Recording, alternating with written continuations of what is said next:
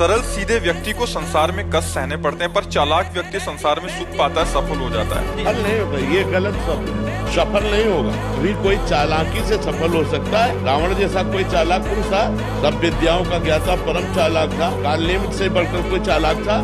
पूरी संजीवनी बूटी जैसी ही द्रोणागिरी में हर औषधि को कर दिया और साधु बनकर बैठ गए। हनुमान जी ने मार डाला, राम जी ने रावण को मार डाला, रहा न को कुल रोवन यारा। चालाक पुरुष सफल कैसे हो सकता? नहीं, सीधा सरल पुरुष कष्ट पा सकता है, पर सफल सीधा सरल सच्चाई पर चलने वाला हो। जैसे धर्मराज युधिष्ठिर बिल्कुल सीधे थे, यहाँ तक इतने सीधे थे कि युद्ध क्षेत्र में कल कौन सी रणनीति है वो जाके दुर्योधन सीधे पूछ लेता था। भ्राताश्री कल कौन सा चक्रव्यूह रचना है वो बता देते थे। इसीलिए भगवान दो बैठक करते थे, एक युधिष्ठिर के साथ और एक युधिष्ठिर से अलग। युधिष्ठिर के साथ जो बैठक की वो चक्रव्यूह रचना ही नहीं होगी, क्योंकि वो दुर्योधन को पता हो। इतने सरल थे कि वो आके पूछ लेते, वो पूरी बात बता देते थे। तो आप देखो विनाश किसका हुआ? चतुर चालाक, जिसके साथ शकुनी, दुशासन, कर्ण, दुर्योधन के साथ इतने चालाकी की हद थे ये लोग। तो क्या ये लोग सफल हुए?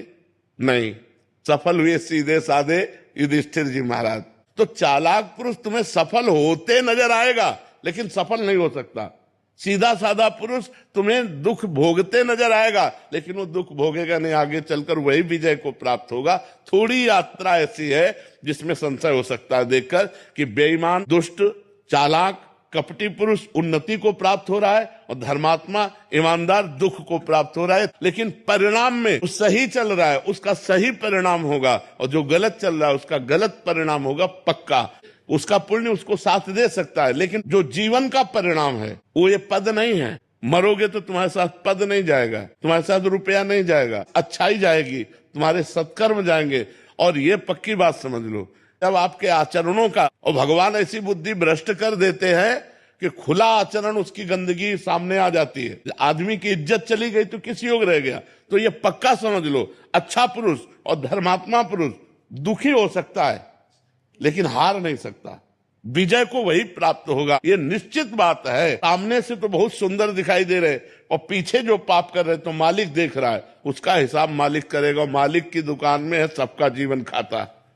पाई भर का भी चूक नहीं होती हमारे मालिक से, एक एक बात का हिसाब होता है। अगर हमने अंगुली भी उठाई है तो उसका भी हिसाब है कि क्यों उठाई और कैसे उठाई। परमात्मा सबको देख रहा है, इसलिए ये मत जानो कि कोई देख नहीं रहा है, हम अच्छाई कर रहे हैं, हमें बुराई पर बुराई मिलती चली जा रही, कोई हमारे देख नहीं। परमात्मा देख रहा है। और जो एक है कि मैं छल कपट बुराई से बढ़ रहा हूं, तो देख लेना तुम नष्ट हो जाओगे।